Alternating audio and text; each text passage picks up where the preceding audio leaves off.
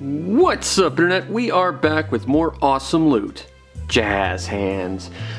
This time going from last summer to about now. Again, I like to do these quarterly, but there wasn't a lot of stuff to do last summer. We did get a couple of garage sales, but it was pretty slim pickings. And then I got bogged down with a bunch of stuff, and honestly, I don't have time to do this now, but here we are. So let's just start with what I have on hand, which it's going to start with a box of stuff that JetWolf sent me, and I've actually got a dedicated video of this, so you can actually go watch that right now to get a more in-depth, detailed view at this stuff. But here we have Special T-Shot, and Special T-Shot is a Satellaview kind of unbranded sequel to Kirby's Dream Course. And that's very, very cool. I do like the Satellaview games. I think it's a very interesting topic to talk about. I've only played a few of them. I know they had some cool, some cool F-Zero kind of sequel-y stuff. It had a really cool Zelda game that played to like a radio play. I played that. That was really cool. This one I've not been able to play. I've tried to run it on some of my equipment and it just wasn't going to go. JetWolf did say that there was going to be some issues with this, so I should probably talk to him about that just to try and find a way to make this run a little bit better, but I am excited to talk about this when I get a chance. Unfortunately, I haven't had a lot of time to do the stuff he has sent me just yet. Following that up, we have the big thing, Pocky and Rocky Reshrined, which unfortunately I have not had a chance to play yet either. I'm hoping to do that for a birthday stream that's coming up. But he sent me the original Pocky and Rocky a couple of years back, and I really, really liked it. And this game really excites me. And he basically sent this to me because he wanted to get a special Super Edition, and he already ordered the regular one, so he just sent me this, which was very, very cool. And as you can see, I've actually decorated my table with the extra stickers that come with the Super Special Edition that he's given me. So they are getting taken advantage of very, very well. And now I've got a reason to use stickers because I'm not a big sticker guy, but, you know, I get to decorate my presentation table, so that's something. And, you know, Pocky and Rocky was a pretty cool game. Really excited to play this, hopefully by my my birthday stream, which is in a few weeks. Oh my god, I'm old. Following that up, we have Willy Wombat, which is one of my more wanted Saturn imports. I played this forever ago on Saturn Day, which I'd like to get back to at some point if I can ever remember to get like a new Saturn to, you know, work with my satiator. But Willy Wombat, from what I remember, was like this cool sort of isometric platformer with a little bit of like a beat 'em up element to it. And weirdly enough, it had like a immaculate English dubbing from what I remember, and it had like a theme song, and it was just a really, really fun time. It was a little bit difficult, but I think if you're looking for Saturn imports, Willy Wombat is one to look out for, and I'm super thankful JetWolf sent this to me, you know, along with this other stuff. That was very, very cool of him. And he also sent me a couple of soundtracks, including Umehara Kawase, a series I'm quite fond of, even though I don't have much for the actual series. I do love the soundtrack, and I mean, it just reminds me of a girl platforming around using a rubber fishing line fighting seafood. And I mean, what more do you need in life? Not much. But the Umehara soundtrack, that's very, very good. Next we have the soundtrack to Aihatovo Monogatari. I remember the name of this game now, as many people have told me. This is a game I recognize from its box art, and it's a Super Famicom only imports RPG adventure game. I've never played it, I want to, but it looks good, and I can tell you the soundtrack is awesome. JetWolf, he's got an amazing taste in soundtracks. He's definitely a soundtrack guy, you can tell. He also sent me the soundtrack to Raiden 5 Director's Cut, and I've been listening to a lot of this. It's very, very good as well. Never played Raiden 5. In fact, I've only ever played Raiden Aces on Xbox 360, so that's a series I gotta try more of, but very, very, very good soundtrack. Okay. So next is something kind of weird I ordered a little bit before the summer of last year, and that is this little Fitbit thing, which says DM, which is Digimon. This is a Digimon sort of branded Fitbit, but not quite because it's not medically accurate and it kind of sucks. But what's cool about it is you can plug in this little credit card with a little USB chip in it, and you can play the character on here. And I'm not gonna lie, I'm totally leading this on. I bought this because there's a Metabots crossover. And I had Rokusho on this one. Now, see, this became a whole thing. This is a very expensive card, by the way. It was premium Bandai promo only. It was like way too much money. I ordered this before summer because I do a lot of summer training and stuff, and I just do general exercise all the time. But you know, especially during summer when it's actually warm out, I can go running more frequently and stuff. This didn't show up. This was supposed to show up, I believe, like June 1st. It didn't show up until December. And by about September, I complained to the seller, and they just gave me a refund, and eventually it arrived at my door. But in the meantime, I ordered this, which is a much, much better one. Unfortunately, when I got this, which was in December, so about a month later, all the work and all the characters I had put on this older one, unfortunately, the data does not transfer. Well, it's one of many problems I have with this. First of all, it requires you to use a NFC touch, which my phone does not have, and you need to use a phone app to actually like move stuff around. So I had to borrow someone's phone to do this.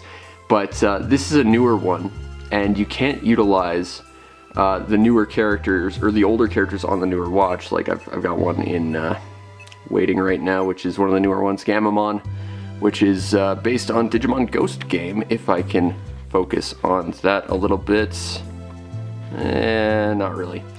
But I had, on the older one, I had the Metabots crossover, I had Beelzemon, I had the promo guy. I got a bunch of these cards actually sitting around. These things are also huge. Within like not even 20 minutes of owning this thing, I smacked it into a door and scarred the ever-living crap. You can kind of see like all the scars. So I'm actually having to wear this reverse on my left wrist, which is awkward. But we've got some cards that I have with these characters on them, including, of course, the Metabots crossover, which, let's be honest, is the only reason I care about this, because I love Metabots. But I'm getting on a bit of a Digimon kick. The promo one that came with the white one, which is Pulsemon, which is a bunch of electricity and sports-themed guys to help you train with your character. This one, which is one of two ways to get Beelzemon, who's kind of my boy. Unfortunately, both Beelzemon things are promo things, and unfortunately this is the more readily available one, and he is comparatively weaker to the other Beelzemons, which kind of sucks. And this one I haven't even opened yet because, like I said, the older ones are nowhere near as good as the newer ones, and they can't interact with like the newer guys, so what's the point? But this one has Machine Dramon on it, which is my favorite, and I don't care about plants. But I got a bunch of credit cards with USBs in them to plug no knockoff Fitbits, basically. And training with them has been a little bit of fun, although let's be honest, it's not medically accurate, and there are a lot of hurdles. Neither of these are completely waterproof. This old one isn't even remotely water resistant. This one is a little bit water resistant, not much. It's a whole thing. But it's an interesting idea to add like a character in a game to a Fitbit, because I already had Fitbits. I don't mind like being able to track fitness and stuff, but when you can actually like add a game to it, it makes it more interesting and engaging for me. So that's cool. Okay, next we have something that's going to get a brief appearance, because I don't think anyone really cares all that much, and I already have like a big video on it. But I have all the Skylanders ever. The saddest thing of all is I don't even have all the games on any one console just yet. And the sad thing is I've got about like 300 of the characters kicking around in storage because I've got duplicates, and I still don't have enough to play every single level of every game. I think I need 13 more, and they're like all the super like rare last game ones that just are awful. So that's sad for a lot of reasons. Okay, so garage sale time. There weren't a ton this year, but we're getting better as time goes on. The first garage sale I actually went to, I had to go to super early. It was very, very far away. I walked forever to get there, and there was nothing there. But I saw something that might interest my dad, so I took some photos, sent him a text, and he came, and we didn't get anything, but he picked me up, and we were going to go see what else was around. And a couple blocks away, we found something pretty interesting. It was a garage sale that hadn't quite set up yet. It was like probably about 10 minutes from opening, but they let us come in and see what they had. And I think it was like a benefit thing, because if I remember correctly, like there was a sign saying it was like to help like distant family member like recover from having their house burnt down. So you know, it was ostensibly helping someone while getting some cool stuff ourselves. So everyone wins, sorta. And I looked around, and then I found like this table way at the end after not finding anything, and it was just covered in games, and I grabbed pretty much everything. I asked how much this was, and I think the person who's there is like, well, those used to be Moms. I think they're like $1 each, so I think I ended up buying about 20 games for about $18 at the end of it, or something like that. Or it was like $2 each, and it was like 10 games or something like that. I can't remember, but it wasn't a lot. But it was a lot of Wii U stuff, which is pretty interesting to me. So starting off, we have Super Mario Maker. I have this digitally, but I do not have a physical copy, so having this on my shelf will look pretty cool, I guess. You know, it's Mario Maker. I'm not the biggest, like, user-created content kind of guy. I tend to... I always say people are very, very creative, and that's good, but not everyone's a game designer, and you can always see stuff like that in, like, Little Big Planet and the like, where it's like, yeah, you'll find 1 or 2 really good games after searching through about 100 copy-pasted levels, or levels just begging for, like, hearts and stuff to get achievements and whatever. I feel like it's the same here, except there's no built-in achievement system, you know? It's like, there's 1 or 2 really inspired levels, and then there's 1,000,001 copycats, 1,000,001 literal ones that just copy-paste stuff, and, you know, it's not so great. There are some things I like about this more than the sequel, though, the fact that there's lots of costumes and stuff, even though they don't affect gameplay, and I feel like that's a shortcoming. But the idea of being able to make your own Mario games is powerful for an average person. But as I will always point out, that was available as Lunar Magic to people since like 2000, and you know, Nintendo's just charging for it. So I'm a bit cynical about this, I'll admit, but you know. Next we have Super Mario 3D World. This is actually one of my favorite Mario games of all time. I really want to get the Switch version that has like the expansion in it, but I had a fun time with this. Don't really need this because I had it, but you know, I was making an offer on like the whole bundle, so you know, I got it as well. Next we have, this one's interesting because I didn't actually actively pay for it. We have Nintendo Land, which was just sitting in between the cases, and no one actually knew it was there. Later when I got home, I got out of the car, and you know, my dad left, and I lost this actually. And it turns out, when I got out of the car, this fell out of my bag of stuff. And this was just sitting under another car that I guess drove over it, and yet I played it, it plays perfectly fine. So this is a really, really strongly made disc, I guess. If you're not familiar with Nintendo Land, it is a minigame compilation that's basically just a tech demo of the Wii U's stuff. I think there are some really fun stuff with Nintendo Land. I wish they did more with it, though. But you know, for a tech demo, it was okay. I got a free copy digitally, but now I got a physical copy. Need a case for it, though. Next we have Mario Party 10. I am not really familiar with any Mario Party after the one that required you to have a microphone on your GameCube controller. And I stopped caring about these well after the third one. But it's a Mario Party game I didn't own, so that's a thing I can add to my collection. That's cool. Next we have Lego City Undercover. I am not the biggest fan of Lego games, as I've said in the past. I do not like the way that they are structured. How they constantly require you in very early levels to get like an ability that you won't get until you beat the game, and then you have to like replay everything with every character just to unlock stuff. I don't like how cheap it feels in terms of actually like getting all the content when you run past stuff and know you're just gonna have to come back here in a million years when you totally forgot it was even here just to, you know, collect everything. That really bugs me. But Lego City Undercover is a big open world. It's often called GTA Lego, basically. You play a police officer, which is really quite cool. You can change different disguises to get different abilities and stuff. The one thing I really, really remember about this game was in like the first 10 minutes, for whatever reason, in this children's game, there was a Dirty Harry reference. And that's what kept me engaged, just how dumb and silly it was. Although I kind of miss the fact that, you know, back in the day, Lego games, the strength of them was their storytelling without using voices and just having to pantomime everything using silly, child-safe, you know, Lego, trying to like deal with very violent scenes and stuff. But you know, this game is silly, and it's interesting, and it's one of the games that utilizes the Wii U pretty well, I think. But you can get it everywhere, and it's cheaper, and it's digital, so you know, you don't need the Wii U version. Next we have Mario Kart 8. I have the deluxe version already, but this version I assume you can actually unlock stuff, which makes it better than the deluxe version. Because I really dislike the fact that the deluxe version had basically all the stuff pre-unlocked. Like, I'm old school. I came from the days of, you know, Mario Kart Double Dash, and well before that, but Double Dash was the one that really sold me on Mario Kart, and that was a game that had so much content. Every time you thought you saw everything, there was about 100 more collectibles to get and unlock, and secrets to find. And when I started the Switch version and it was like everything was unlocked, I was just so depressed about that, because I just liked the unlocking stuff and the fact that it felt like there was always something more to do. But when everything's already unlocked, you know, there's nothing to do because you've already done everything without doing anything, you know? But I guess that's there for the people who played a lot of this version already, so that's cool for them, I guess. Next we have probably one of the games I was most excited about, New Super Mario Bros. U, or what matters most to me, Super Luigi U, because I haven't played Luigi U. Unfortunately, it's actually Mario Kart 8, and so is this one. So I guess I have a drink coaster. If anyone wants a copy of Mario Kart 8 on the Wii U, I guess hit me up, and we'll organize a trade or something.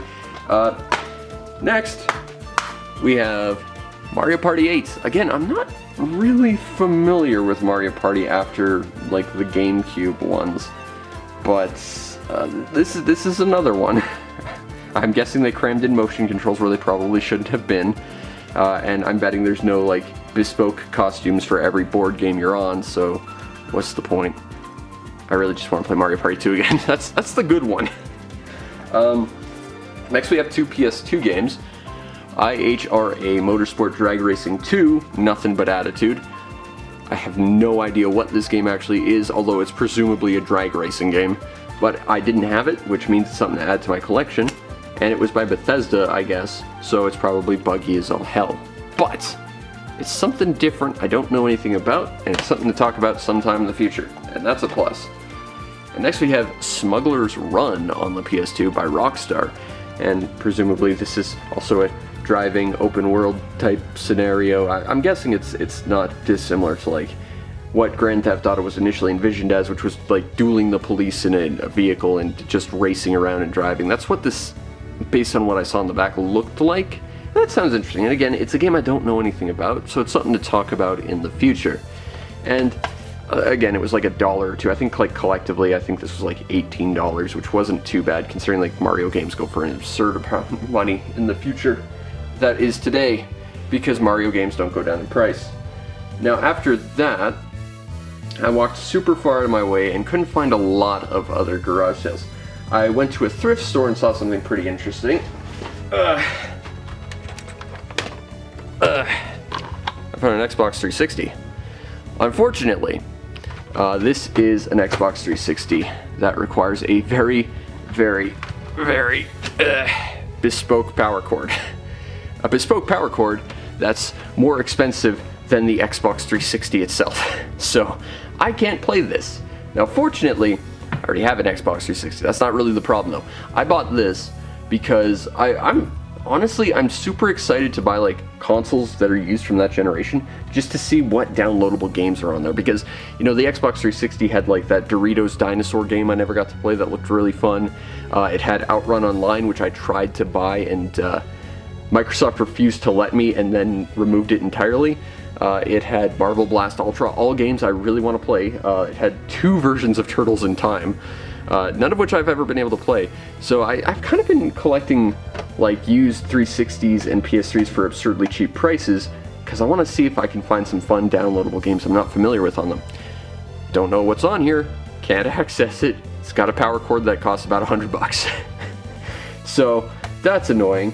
I'm not going to bring them up, but I also have a PS3 that I bought for the exact same purpose, and it was like a classic PS3, like a old fat one that would play PS2 games, but it was broken, and the place didn't tell me about that. I just want to play some interesting games that I can't get anymore. This is the problem with digital gaming, and like the fact that all these digital storefronts will close and stuff gets delisted because of like licensing and stuff. You lose access to important historical stuff, you know? At least if you're limiting yourself to your ethics anyway. Like, you know, you can always pirate this stuff, sure, but, you know, that takes doing, and I just want to do things legit, and the world is actively preventing me from doing that, and it's annoying. But that's my 360 that I can't play, that I'm definitely not bitter about, but I absolutely am. Okay, I got a few more garage sale things right here. So this was a garage sale I went to very early on in the morning, and it was right next to my junior high of all places. Like, it was right across the alley from it. And I found one really cool thing in there. I found the Hitman trilogy on PS2, and this allows you to play Hitman Blood Money, Hitman 2, and Hitman Contracts, which is very, very cool. They're all here. Plus, there's actually 4 discs, because you get a bonus sneak preview of Kane and Lynch. Yeah! Oh wait, no one cares about Kane and Lynch because it was crap, that's right. Okay, so I got this for $1. That's pretty cool, right?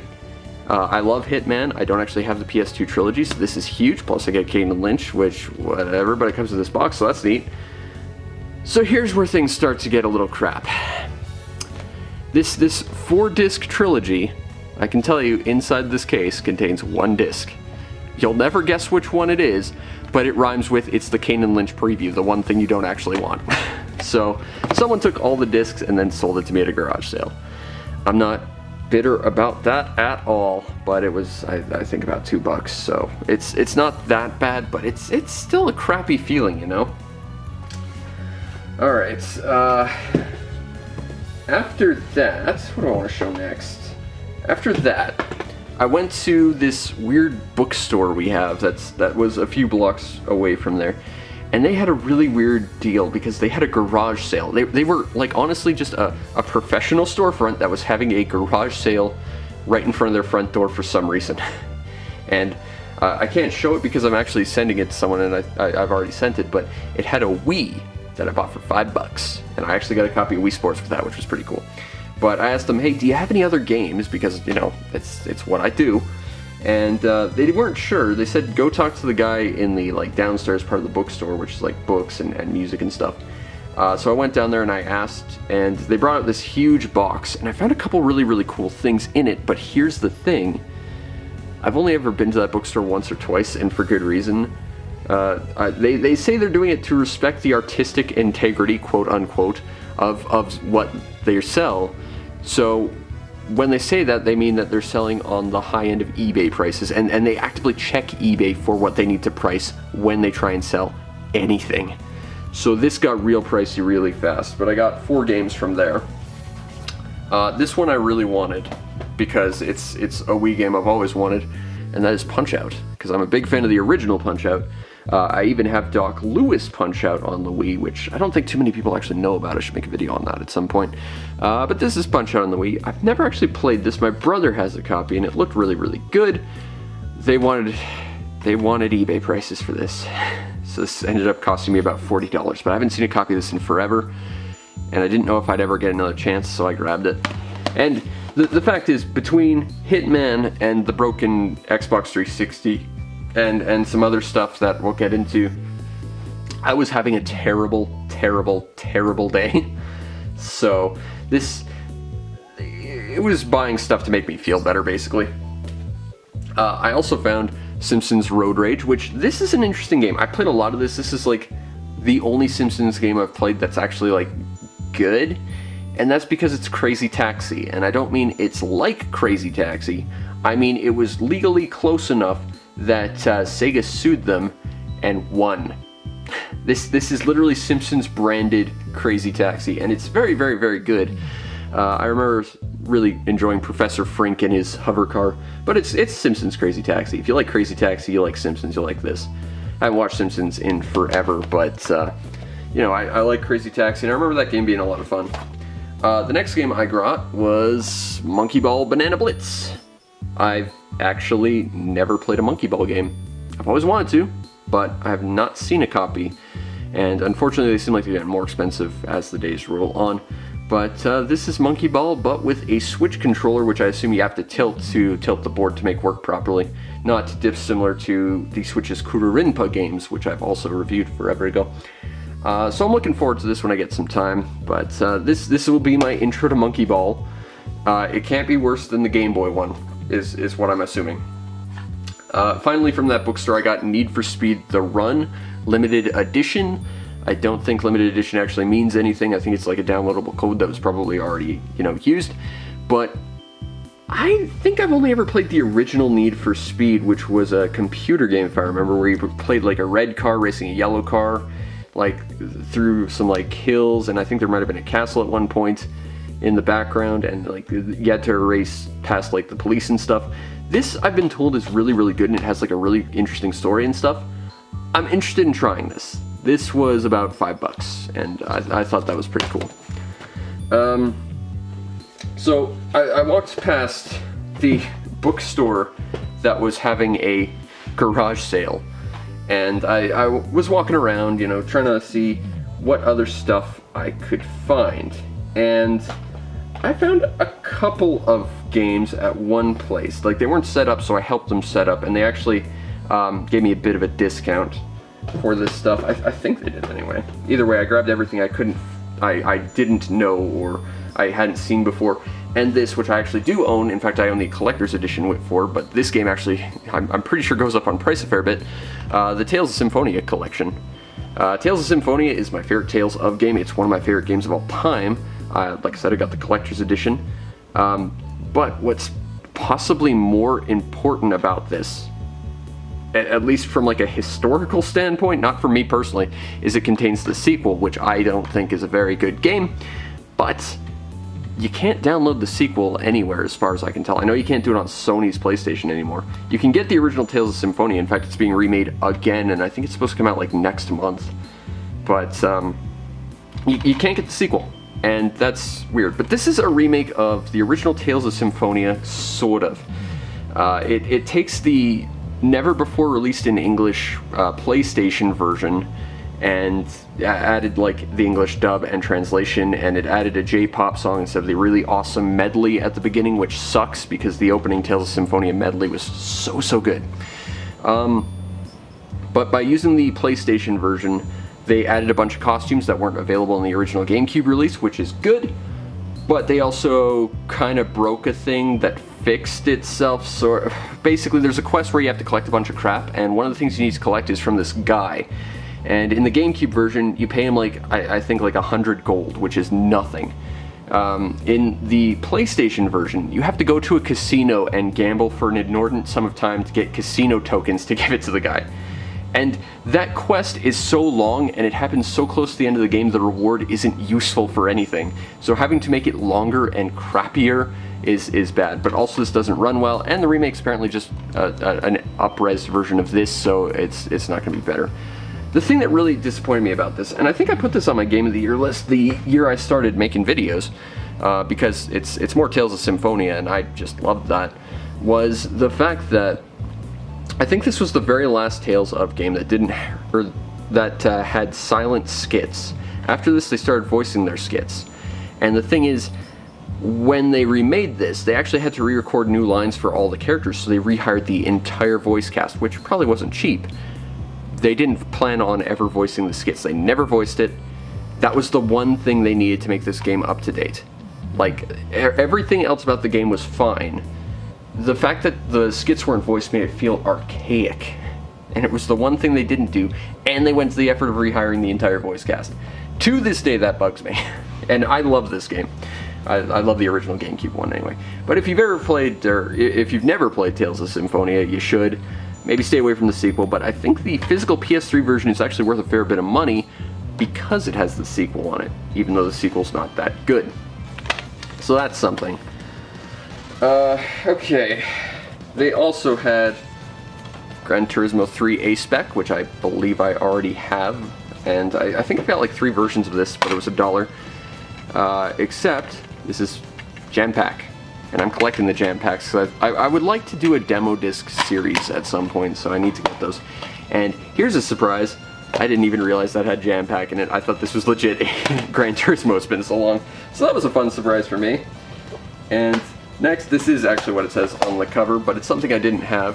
Sega Bass Guitar Fishing Duel, the sequel to Sega Bass Guitar Fishing on the Dreamcast, I guess. It was $1, and I don't have it. So again, it's something to add to the collection at some point. Oh, these were also at the thrift store with the Xbox. We got 2 Lego games that were like, it says $3 each. I'm pretty sure I got them for like $1.50 each, but I don't like Lego games, but I didn't have them, so again, it's something to make a video on in the future.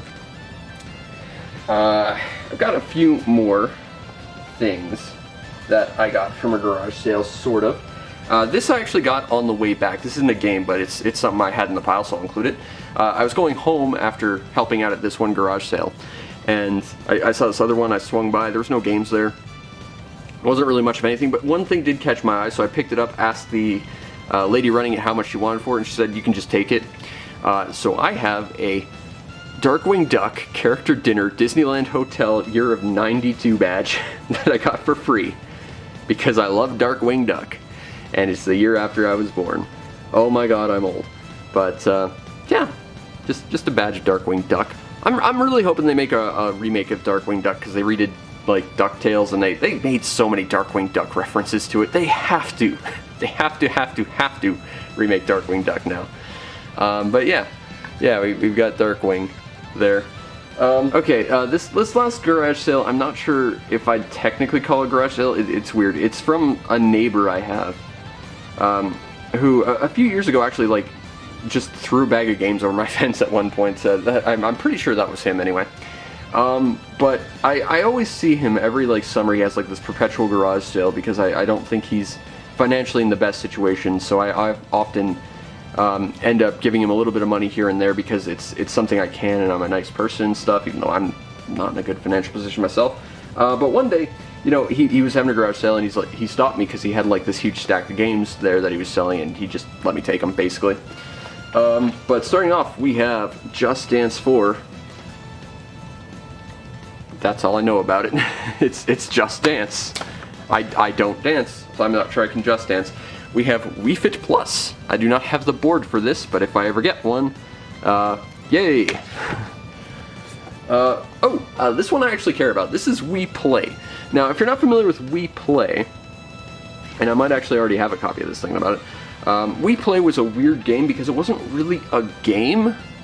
To get Wii Play, you had to buy another controller, and Wii Play was boxed in with it. It was sort of kind of a tech demo just to test out when you had a second controller. But it had a really cool like combat clone and a fun few other mini games like pool and stuff. It's not a great game, but for a tie-in, it still wasn't great. But it's a thing to kill a few minutes with, so you know, that's neat. All right. Next we have EA Sports NHL 005. I don't play sport ball all that much, but again, it's something to maybe talk about someday. We got SmackDown versus Raw, and I think the eyes on this random person, who is probably an actual person who I don't know, are actually metallic, so that's kind of cool. That's kind of a neat box thing. I don't know much about wrestling, though. Next we have Transformers Revenge of the Fallen. This is a game I might actually play, based probably on the movie that I will never actually watch because I can't tell what those Transformers turn into, because Michael Bay. There is a Transformers PS2 game. It was like a budget game, if I remember, that actually looked really good. This game interests me a lot. It's Burnout Dominator. I actually really like Burnout, so that's cool. I love Burnout Paradise. Go play Burnout Paradise if you've never done that. That's an amazing racing game. Gran Turismo 3A spec. And it's actually Gran Turismo 3A spec this time. We have Crash Nitro cards, which I actually got a copy of this, I think for the GameCube, when I bought a bunch of Xbox games from my buddy Zach, which I have to review at some point because I basically didn't pay for it or anything. But this is a sequel to Crash Team Racing. And you don't hear too much about this compared to the first one, but you know, it could be a fun little kart racer. I played the Game Boy one a little bit and enjoyed it. We have Winning 11, which is presumably a football game by Konami. We have Simpsons Road Rage. You know, I wanted a copy of Simpsons Road Rage for so long, so freaking long. And like, I just could not get a copy, and like within the span of 2 days I had 2 copies of it. So that's cool. And the thing that I was probably most excited about from all this, Super Mario Bros. Wii, unfortunately, as my neighbor had indicated when he sold this stuff to me, or gave it to me, this wasn't his stuff. This was stuff that he got from someone he knew who just wanted to get rid of them, so he hadn't checked any of it. And yeah, there's no disc to this, which is really, really sad. Because this was the one I was probably most excited about. Still, you know, that was garage sale finds. And I'll clear this off and we'll get to the next chunk. Alright, so this is the last 2-ish piles. I guess we'll start with new games, because this is some stuff that I've gotten over the course of the year. So it's not new anymore, but it was. We have Live Alive, because I was a big fan of the Super Nintendo one. I went and grabbed this, but of course it's a Square Enix remake. I was very apprehensive. I'm happy to say this is the first remake Square Enix has made since, like, the Game Boy Advance that's competent. I don't think it's fantastic, but it's better than any of their other remakes. It's not as much of a bastardization as, say, ActRaiser or Secret of Mana, so there's that. It's competent. I'll give you that one, Square Enix. Xenoblade Chronicles 3. This was on my Game of the Year list. I quite liked this game. Xenoblade has always had a near and dear place in my heart, because I do like the idea of it basically being a single-player MMO. It's just such a giant environment. You run around and you know, do all these quests, kill all these unique monsters, find all these things. It's good. I like the characters for the most part. There's one character in, like, the main party I don't really care much for, but I liked the classes, I liked the adventure, I liked the exploration. I did not care for the fact there was no customizable mechs like Xenoblade Cross had, which means this is, of course, still not as good as Xenoblade Cross, the only one not on the Switch, which I'm very bitter about. But if you like open world RPGs, this one is pretty good. I'm not sure if I'd say I like it better than 2. I think the writing is better than 2 for sure, but you know, there's some things about 2 I really liked in terms of its world, and some things I like significantly better about Xenoblade 3. But you know, you can't go wrong with the Xenoblade games if you like big, deep RPGs. I just want to get them away from the auto battle system, because I hate the auto attacking so much. If they just added a more active element to the combat, it would be so much better. But very, very good game. Next we have a game that's going to be pretty divisive, Pokemon Violet. I actually really like Pokemon Violet, aside from the fact that it's a buggy piece of crap, which is a big thing to, you know, point out, because it is a buggy piece of crap. But I also don't like necessarily that it kind of goes against its core premise. I talked about this in my Game of the Year list, but this game tries to be an open world Pokemon game in a far truer sense than Pokemon Arceus ever tried to be anyway. And I think in a lot of regards, it kind of succeeds. It gives you 3 basically adventures to follow. The problem is, it still expects you, despite basically saying go on and do whatever you want, it still expects you to do like the gym battles before anything else, because you cannot have monsters above a certain level without gym badges. And that's how it's always been, but that's how it's been in the structure of a fairly linear adventure. Once you open it up, that kind of goes out the window, or at least it should. And I actually entered into an issue where, because I had no badges and I was actively choosing to do the badges last, I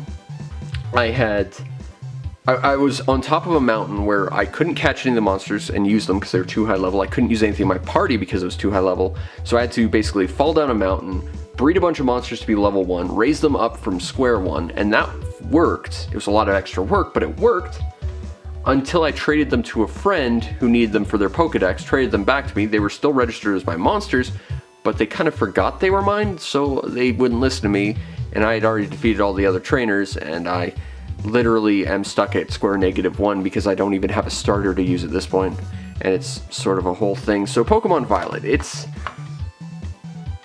on the right track, but it needs to fix its performance, and it needs to actually stick to its commitment about being an open world game that lets you do whatever you want. Okay, next is Soul Hackers 2. This game, I know the original Soul Hackers was a 3DS game. This looks like a 3DS game.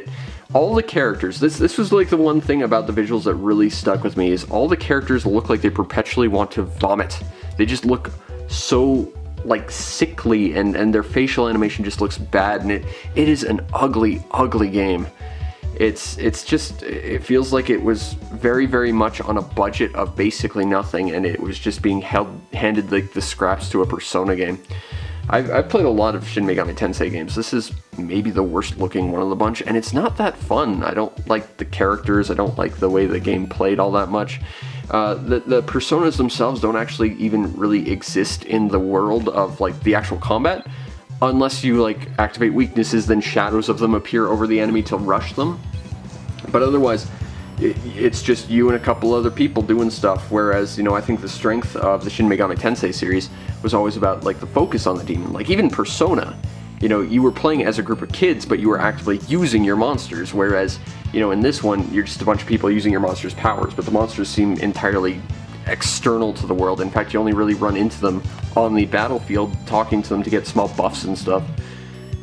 Nothing about this game is fun. I think it's possibly the worst Shin Megami Tensei game I've ever played. Next we have a game that was way too expensive, but I love with a passion. Got EDF 6, because EDF 6, obviously. This was a game I got like just at the tail end of the year, but it's not released in English. But it's still entirely playable. Like that's one of two things I don't like about the EDF series right now. This is not available in English, and the game still feels like it's running on a budget, but they're charging premium price for it. Those two things I hate. But it is still running around killing bugs and aliens and robots and frogs and lots of other crazy stuff. The weapons are great. This game is an absolute blast to just pick up and play whenever and get like all these crazy weapons to just kill other stuff. The only thing I'm not really a big fan of in terms of like the in-game stuff, and this is a problem I had with the previous one as well, I think that my favorite class, the Wing Diver, the ladies with the jetpacks who get around really fast, their design was awesome in EDF 2025, and they've just been downhill ever since. I need the laser pigtails back is what I'm saying. But EDF 6, if you like shooting bugs, you get to do that, and this is a great like anytime to play game. It is such a ball. Now this is a game I feel like I was misled on. We have Digimon Survive. Did I mention I'm on a bit of a Digimon kick? Yeah, I bought this. I remember when this game came out, it looked interesting because it was like a Digimon strategy game, yeah? And that's cool, I like strategy games, I like playing Final Fantasy Tactics Advance and all that. So I was all on board with this. And I remember just before it launched, Amazon basically put a stop to orders. Like they limited orders to the point where there was only one left in stock, even though stock hadn't even hit yet. And I was thinking to myself, okay, it's a Digimon game. It is based on a strategy game. Everything about this is lining up in such a way it's going to be one of those games where the moment it launches, you're never going to find a copy and it's just going to go stupid up in price. So I better grab this. So I grabbed the last copy, and it's not actually a strategy game. It's about 10% a strategy game. The rest of it is visual novel. I freaking hate visual novels with such a passion because they are so boring. They're basically reading with extra steps and a threat of failure. And this one's not much different. Basically, at the end of every chapter you get a fight, and that's the strategy bit, which really felt like the only bits I saw in any of the marketing when I looked into this game. Which is a shame. You can recruit other monsters to enter your team, and you can evolve your team based on your relationships with them, as well as your own Agumon based on your morality, which is cool until it isn't. See, Agumon up to his final evolution is based on your morality. The final evolution is based on your story choice for which path you want at an arbitrary point. And granted, you get 3 potential things, one of which gets taken away depending on your morality choices. So you have 2 potential ending Agumons depending on what moral choices you've made. The thing is, I wanted a specific Agumon evolution, so I geared him entirely towards that. But because I took a different story route choice, I got a completely different Agumon I didn't want. I don't want a War Greymon, I wanted a Machine-Dramon. To reiterate, Machine-Dramon is one of my favorite Digimon. I like the bad guys along with Beelzemon, Lilithmon, Bellstar. You know, I like the bad guys. The good guys are boring, so give me Machine-Dramon. He was one of the best. But I got War Greymon, and I was just... I got to the final chapter and gave up because they gave me War Greymon, and I didn't want to deal with a War Greymon because every bit of Digimon media gives you a War Greymon. I don't want that. I wanted Machine Dramon. And like I was just not having the visual novel elements. Like, I got the plot, I understood it. I didn't care. It was very wordy for no reason, and I get it. It's supposed to be like a writing heavy genre, but it feels like it's overly written to say very little, and it's just not all that interesting to me. If they remade this in a way that focused far more on the strategy elements, I think it would be infinitely better, because the strategy is genuinely really, really, really, really good. But it's only about 10% of the game, and that's the problem. Okay, next we have The Legend of Heroes Trails from Zero. I have not played this game yet, but I got this just as I was finishing my Legend of Heroes Trails in the Sky review. And, you know, I do like Trails in the Sky. I want to play the other two games. They are expensive on Steam, though. But, you know, this is another Trails game. I still have to do the Cold Steel games as well. But, you know, stocking up for when I need a really big RPG, this is going to be a lot of fun. And I've been listening to the soundtrack a lot because it came with the Deluxe Edition. And it's a good soundtrack. Next we have a game I actually already own, Kamiwaza, The Way of the Thief. This is a English translated, basically, port of a PS2 game. And I did a what the hell is on this. I like Kamiwaza. It's a weird game because it's a game about ostensibly stealing stuff, so it's like a serious stealth game. But you can evade people by throwing clouds of basically sparkles at them and rainbow dancing your way around it. It's a stealth game that is very, very silly. But it's a lot of fun. And it was very playable in English, or it was very playable in Japanese, so to have it in English on the PS4 is great. If you've not tried Kamiwaza, I suggest you do. I don't think it's selling for all that much money either, so, you know, it's a relatively affordable game, and the fact that it's in English alone is reason to celebrate, because I never thought this one would get it. It does feel very Japanese, as it were. The next game on our list is one I wish I didn't buy, Saints Row. I said this in my poop list, but this is the game that convinces me Saints Row 2 is an absolute fluke. Because the fact is, Saints Row 1 was unremarkable, Saints Row 2 was really, really good, Saints Row 3 had a cool art style and a couple of high moments, but was mainly just fluff, and everything after that's not worth talking about. This game is such a waste of space. It's buggy, it is... When I started, it was entirely unplayable, and it's just boring and bland. If you want a bland third-person shooter, here you go, I guess, but I have no interest in Saints Row. It's a waste of time.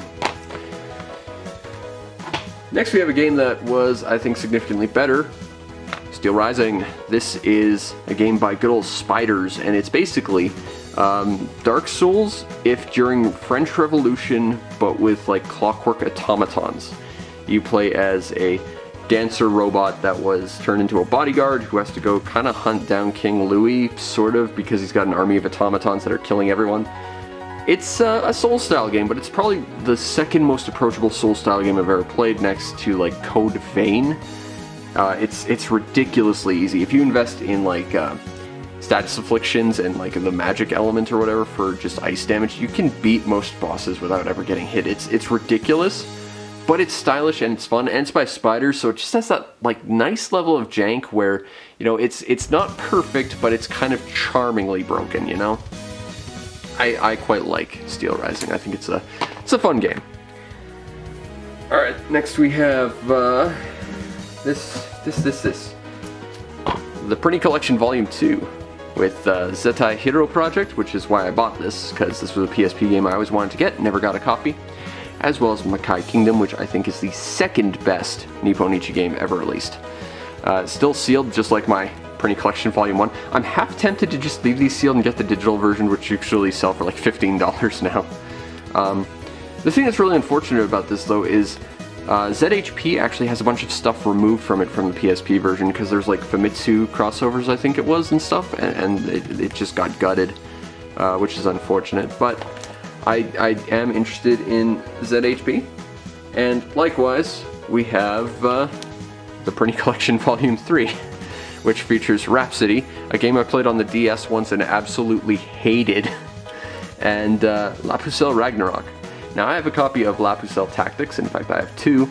I think this is supposed to either be a sequel or it's for hybrid device, whatever that sticker means. I never noticed that that was there.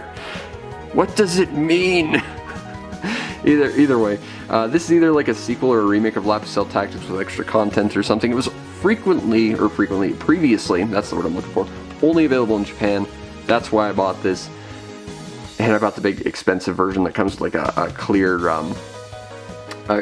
stained glass thing and a coin just like the others, because I'm getting the whole set because now I've started and my OCD makes me. But yeah, I've got all three Penny collections at this point. And we have a few retro games we've got. This one I got at a wargaming shop because it's the only place to get retro games locally. We have a Genesis game, Sword of the Vermilion. And I'm not gonna lie, I bought this, like many other times I've bought a game, thinking it was a completely different game. I was looking for, what was it, Gemfire? The only, at least at that point, English Landgracier title. This is not a strategy game like that, though. This is a RPG that's like weirdly first person, but also top down, sort of. It's weird. It's not bad. I've only played about an hour or two of it, but my Genesis collection is like 15 games, and only maybe 2 of them are any good. So honestly, right now, I think one of my year goals is to work on my Genesis collection and my PS1 collection, because I am illiterate in basically both, even though I grew up with the Genesis. So, you know, I got this. It's not great, but it's okay. Likewise, at the same place, I got Porky Pig's Haunted Holiday. It is kind of a completely bog standard tie-in platformer that was put out by Sunsoft and Acclaim, which are two things I find concerning. It's got a weird tone to it though, like Porky Pig is mad the entire time for some reason. It's not particularly haunted, there's a weird drug trippy level. It's weird. It's not good, it's about as average as they come, but it's weird, and if nothing else, that's noteworthy about it, and that's probably the only thing that's noteworthy about it. Next is something kind of interesting. I was perusing eBay at one point, because I've got this series I'm thinking about starting. I might do it or not. I have to actually build up some money to actually put into this stuff. But I saw someone listing this very badly made listing for the Game Boy Advance. It says Game Boy Bomberman game, and if you looked at the description, it's like, I don't know what this is, but apparently it's a Bomberman game. Feel free to, in like some sort of personal message, tell me what it is, and then I'll charge full price or whatever. And they were asking for like $2, and I got on the page, and then they sent me one of those, well, we noticed that you like this, so we're sending you like a personal offer, and they gave me like 50 cents off, so $1.50, and I haggled down to $1. We have the Bomberman Jetters collection, which is one of 2 Bomberman Jetters games on the Game Boy Advance, and this is basically a mini-game collection. It has pinball on it. That's what I played. I played some Bomberman Jetters pinball. It's got some other stuff too, but pinball's what I remember. And with this, I actually own almost nearly every handheld Bomberman game up to the DS. I'm only missing Bomberman Max 1 Red and Bomberman Max 2 Blue, which are dual version games that I own the other version of already. So I basically own every handheld Bomberman game up to the DS, which I'm pretty excited about. Unfortunately, the DS one has like, the DS had 2 really good Bomberman games I'd like to get that were unfortunately exclusive to Europe, so it's going to be a while. But you know, that working on my Bomberman collection, that's something I've passively been doing a whole lot. I've also been trying to work on my PS3, Xbox 360 collection recently, and this was a big one for me. We have Trinity Souls of Zalulululul. This is the PAL version, if you couldn't tell by Peggy. But this is a Koei, I believe Omega Force put this out, hack and slash sort of RPG. I did a what the hell video on this, and it's not bad. I played a little bit more of it. I haven't played a lot of it though. It's not fantastic, but for a game that like fills time and you just want to hack and slash some stuff in kind of cool ways, you've got 3 different characters that play a little bit differently from what I remember. And it's okay. I don't think it's great. I certainly don't think it's worth the absurd price this normally goes for. But it was something I wanted to get because I do want to collect all the RPGs ever. And that one is okay. It's not great, but it's an interesting little action RPG. Next is one I got just before the new year, and it's one I haven't played yet, but we have Dragon Quest Builders. because I am a huge Dragon Quest fan, and Dragon Quest Minecraft sounds interesting to me. Someone once sold this to me as basically Dragon Quest 1, except you also have to build stuff, and that sounds interesting to me. And because it's the Day 1 edition, it also includes a special building material DLC code that, for whatever reason, still worked. So, I guess I get special building stuff. But I like Dragon Quest. Dragon Quest is a great little series. I started way too late into Dragon Quest. I played the first one, like, literally days before the review I made. That was 2 or 3 years ago now.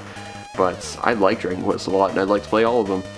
I've always found it weird, though, because I've tried to buy this so many times, and for whatever reason, it is just consistently way more expensive than its sequel, and I have no discernible idea why.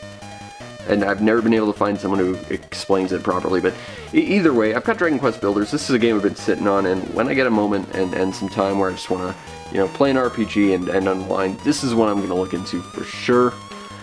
That one I'm quite excited about. Next are some games I got at the local Goodwill. We have Epic Mickey, Power of Two, which is the sequel to Epic Mickey, which I reviewed years ago. I don't think this game is as highly regarded as the original Epic Mickey. I think a lot of people say it wasn't very good. I actually have a digital copy and I didn't even realize it. I realized that when I got home. But yes, I have Epic Mickey 2 with a giant pricing sticker on it. Following that up, we have Forza Motorsport 2, but you can't tell that because it's got a sticker in front of the thing too. I don't like track-based racing games, but it's an Xbox exclusive, and it's apparently not for resale, so someone did an uh-oh and might be going to jail forever. And I might be held accountable because I bought it. But this is a track-based racing game, and I've heard it's a pretty good one. Don't like tracks myself, but a good racing game every now and then is okay. I just prefer the ones where I get to explore, which is why I really like the Forza Horizon games, You get to drive wherever, whenever you want, and it's your own adventure. Speaking of, Forza Motorsports 3, just gonna copy and paste what I just said about that. I played the one on the Xbox One that this is also not for resale. Interesting. Someone did double an uh-oh, I guess.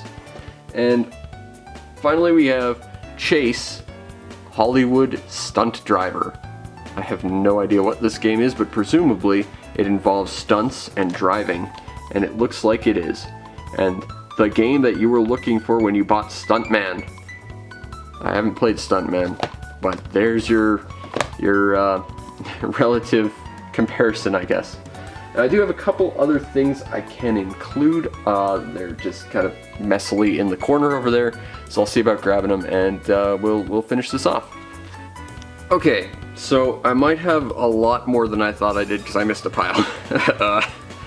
Let's see what I can do. I'm actually like trapped in a pile of stuff right now. So this isn't a video game, but it was something I found at that same Goodwill, and I thought it was interesting, so I'd include it. I have a wooden pinball game, which only kind of sort of works.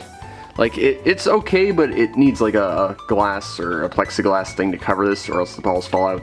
And this little stopper thing doesn't really go in the hole it's supposed to. So it's not great, but it's it's interesting. And if I got a piece of plexiglass, it'd be perfect. But it's interesting, and I thought that'd be kind of fun.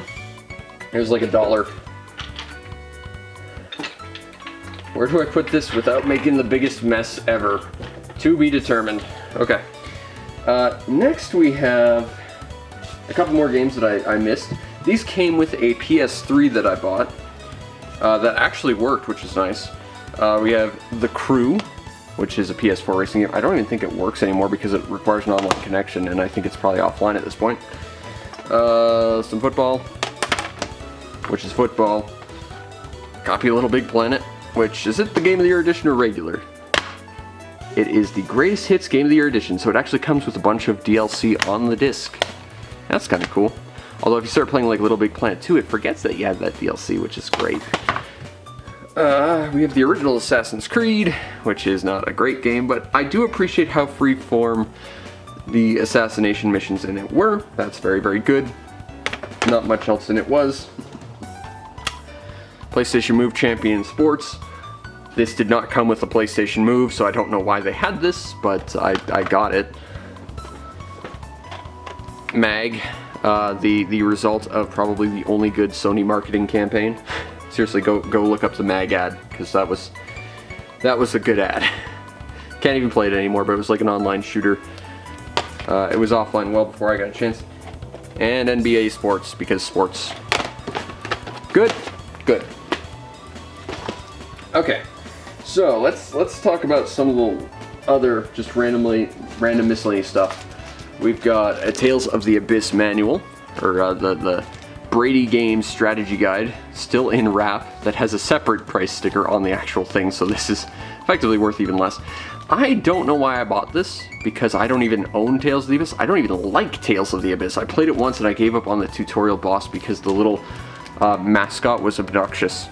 But I saw this and I was like, yeah, okay, I'll grab that, and that'll be something I can add to my collection. These I actually bought because I thought they were pretty cool.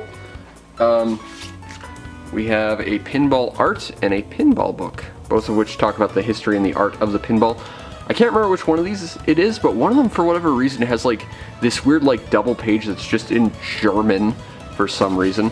But it's pinball, and I don't have the biggest interest in pinball, but I do think it's an interesting subject, and interesting and worth talking about. Next we have some plug-and plays I've got kicking around. This one I also bought at that Goodwill for about 30 bucks. Got a PlayStation Classic. These are a bit crap, but you can modify them to be less so, and the moment I actually get a memory card big enough to support this, I'm going to. Because I don't have a huge PlayStation history. Like, I never had a PlayStation, so it's very, very interesting to me to take a look at their history. I bought that specifically for Jumping Flash, actually. And, you know, I like Jumping Flash. It was fun. So I would like to explore more of the PlayStation history, just not the way Sony intended with their half-assed product. Okay, next we have something kind of interesting. This is the box for my Digimon. Did I mention I'm on a Digimon kick right now? Because I actually bought one of the virtual pets, because I didn't really have one of these back in the day. I did have a virtual pet a little after the craze went. I bought or my parents bought for me, a Gigapet Lost World Jurassic Park Reza dinosaur thing, which I think I still have somewhere, but I don't have the battery door for it. But this is pretty interesting. This is a Digimon X, which is, this one's sort of, but not really a collector's item, because this is an English Digimon X, and in North America there are 4. In Japan there's 6, but in North America there are 4, A, B, C, and D. This is the box for a D one. And the actual body of it is a D1. However, the board and the monster inside is from a C1. And that caused a mass recall. These English C1s that came in D boxes are only available in Australia and only for a very limited time. Now they've re-released them, and now you can get them, but they have like the proper box art, because they didn't bother to actually just swap the boards around like they should have. But I've got mine. It comes in a really nice metallic blue. And it's been fun raising a Digimon, because I really wasn't part of that generation. Well, I was part of that generation, I just didn't really have all that much of a connection to digital pets, and this was a fun little experience. That's all I really have to say. I have one that is currently going, and it has been going for about, I think I'm nearing like 70 days, because I just don't want to see her die, because she's awesome. But I like Digimon. It was fun. Okay, so these next 3 kind of require a bit of explaining, and have probably a lot more space than I've got. But just shout outs to JP Ronnie. Can I just say, if you've never heard the guy, just shout outs to JP Ronnie. He is a guy that's been on YouTube forever. He's gone through like 1 million accounts. I think his first one was like the Cheetah Men 92. Then he was the Pirate Gaming Heavy, which is where I know him from. But he was the guy who got me into pirate gaming. Like, I watched his old videos, and they're very, very funny. And that's what got me interested in pirate gaming, and got me to completely steal his format and probably be significantly less good at it. But I watched him stream some pirate plug-in plays, and there was some genuinely really interesting stuff on there, some stuff you can't really show on YouTube or Twitch or whatever, and I thought it was interesting. So I had to get one myself, and I went to sort of the classic old places. You go to these places like your Alibabas and whatever, and I could not find one for the life of me. So I went to eBay, and there were like 4 listings, 3 of which would ship to me. The 4th one was a bundle with other plug-and-plays that wouldn't ship to me, but it was cheaper. And when I went there, he actually offered me, again, like one of those, you appeared on our site, we noticed that you were here, let's give you a deal. So I asked him if he'd ship to Canada. He said yes, and I made an offer, and I did. So this is the Super Game SN821A entertainment system with wireless matching connection, infrared controllers, and a lot of just insane nonsense that is probably not that great. It has an inappropriate Mega Man hack at the very least, and it's got some weird kinda sorta like fan modded versions of games and stuff. It's weird, but this is what I went for, and you know, I've got one now, so that's really quite cool. I also have the Minigame Anniversary Edition Entertainment System, built in 620 classic games. And they're in NTSL. I don't know what that means. PAL employed universally. It comes with dual game handle and AV out. I'm gonna have to do some of this stuff for my pirate gaming collection. I also have this, which is basically the same thing, but a slightly smaller one on a different thing. And it is the only one IB game station with 600 games. It looks like a PlayStation, but it's like a smaller version of this thing with less games. And I do actually have 2 other things I can show off. The first one is a really expensive thing I bought for Black Friday because I saw a deal that if I didn't go for it, I'd probably never get a chance to, so I decided to do it. I bought myself an Oculus, and I've had a little bit of experience with VR now, because I've never played VR, and I've had some mixed results with this. Like, I bought this because it was about half the price of the regular one. It came with Resident Evil 4, which I've never actually played because I don't really care for Resident Evil 4 all that much, but it also came with Beat Saber, which I played a lot of, and that's fun. But I figured, worst case scenario, I'll buy Elite Dangerous, which I played on Xbox, and I'll enjoy that, and I'll play Minecraft. There's no Minecraft client for this, which I found to be a surprise. I think there's like a fan hacked together sort of pseudo Minecraft, but you have to go through like extra steps, and you can't just download it and make it work, so I've not tried that. But there is no default, like, just go to the store, buy Minecraft, and put it on here, which was annoying. I tried Elite Dangerous. I went and I bought that. That was really expensive for, you know, a game that was on sale and that's been out forever. That was entirely unplayable because it doesn't show up in VR mode. When I started, I actually was positioned behind myself in game somehow, and when I actually managed to situate myself properly, everything looked like a giant amorphous, randomly colored blob. And it was running in parallel on my PC, so you could actually see what I was allegedly seeing on this thing, except it was running perfectly fine on my computer. When I actually had it connected to my Oculus, it just did not work at all, which was unfortunate. But I did play Super Hot, and Super Hot in VR was quite fun, and again, lots of Beat Saber. I've got Half-Life Alyx, which I'd like to try at some point, but that is a 70 gigabyte file, and my computer does not have that space. But I tried VR. I'm not going to say it was worth the like $400 I spent on it, but I finally got to try it, and it was not even twice what it normally costs, or not even half what it normally costs, so somewhere along the way, it was okay. Not great, but okay. And now, it's time to ask the all-important question. Just what is inside the treasure chest of awesome that I am way too proud I built? Well, let's find out. Inside we have a magic boomerang. That's useless to me. Instead, we have, dun-da-da, the Odin, which is this in a it's a arcade base, it's an Android based handheld emulation station basically, but in the ultimate appearance of small things pleasing small minds, if I may for a moment, the first thing that I noticed about this, just take this out, Come on. There it is. It comes in a velvet-lined case. That's the thing that impressed me, is this has like a faux velvet fuzzy case, and that's the thing that impresses me about all this. But it's a handheld that should have lights up on the joysticks, but doesn't because it's a clear one. They don't tell you that when you order one. But it was a kickstarted handheld that could do basically everything up to like PS2 and Wii. And that interested me. I was very interested in being able to play basically everything on the go. You can connect to your Steam account with it. You can play your PS4 with it. You can, because it's ostensibly a phone, you can play Xbox games through Game Pass. You can do everything with this.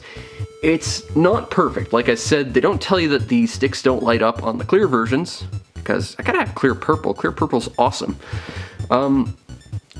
They sold it to me with, like, this thing is expensive. It's very, very expensive, so I bought this for myself as a birthday gift last year, and I just said, look, this is gonna cost me all my money. I might as well just get the stupid, really expensive version. So it came with, like, a dock to, like, connect controllers to and connect to the TV. The dock doesn't work. I've actually contacted the people who made this, and they've sent me 2 now, and they still don't work properly. I've noticed that the transparent shell that I don't currently have on this doesn't work with the dock, so that's not great.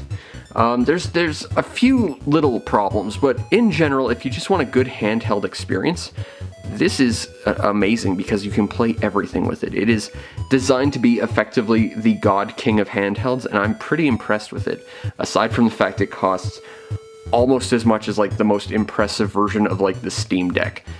It's expensive as hell, but it was a very, very cool thing, and as a way to record any number of things, you know, I was really impressed and wanting to try this, and I like that I can carry all my games with me. I like that I can do all these things. The only other thing I can think of that I don't really care for, though, is, like, a lot of this stuff is based on RetroArch, of course, and I've gotten a couple other handhelds that are based around that, and they all have all their stuff like already set up in a rudimentary sense, so like smooth-brained idiots like me can actually play them. And this one doesn't. You have to manually set up RetroArch yourself, which was actually really, really difficult for me. But I think that this thing is very, very cool, and I am enjoying it, and I've put in a lot of time with this, and I intend to for the very, very, very long-term future, because I spent a lot of money on this. But I do quite love my Odin, and I love the treasure chest I built. But I think that will be it for tonight. I hope all of you enjoyed, and I'd love to hear your cool, awesome loot video type stuff. What loot did you get? Did you like my loot video? What chunk of my loot did you enjoy? Why don't you tell me about games that you've played, that you like, that I've done, that I've got here. I'm rambling at this point because it's way too early, and I've got very bright lights on my face. But, you know, use the comment situation to situate some comments for me, please. Don't forget to, you know, subscribe to the show to see more of stuff that I do, which is a lot of stuff. Check out my Twitch to see what I stream. I normally stream 3 or 4 times a week, so look forward to that.